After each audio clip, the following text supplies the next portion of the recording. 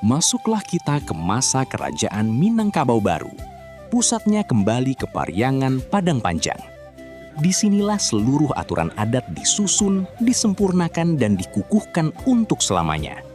Adat ini tetap terjaga hingga kini. Tidak lakang oleh panas, tidak lapuk oleh hujan. Tahun 1127 Masehi, Sultan Sri Maharaja Diraja membangun dinasti baru. Dari 3 permaisurinya lahirlah 3 putra yang menjadi dasar pemerintahan. Sutan Padukobasa, bergelar Datuk Ketemanggungan. Warmandewa, bergelar Datuk Bandaharo Kayo. Renosida, bergelar Datuk Maharajo Basa. Setelah wafatnya Sultan, tampuk pemerintahan dipegang oleh Puti Indojelito sebagai Bundo Kanduang, bukti tinggi kedudukan perempuan di alam Minangkabau. Dari perkawinan beliau dengan Ceti Bilang Pandai lahirlah tokoh-tokoh besar.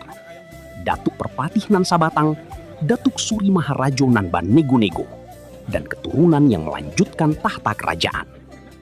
Pada masa inilah disepakati sistem matrilineal, garis keturunan dari pihak ibu. Harta pusaka diwariskan kepada anak perempuan, sedangkan laki-laki bertugas melindungi.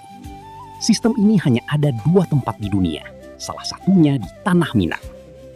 Kemudian muncul tokoh yang melegenda, Aditya Warman. Lahir dari Puti Darajingga dan dididik di Majapahit, ia pulang ke kampung halaman, masuk Islam, dan dinobatkan menjadi raja pada tahun 1347 Masehi.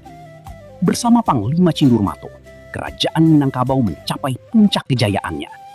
Bahkan serangan Majapahit di bawah Gajah Mada pun berhasil dipatahkan, membuktikan kekuatan dan kedaulatan negeri ini.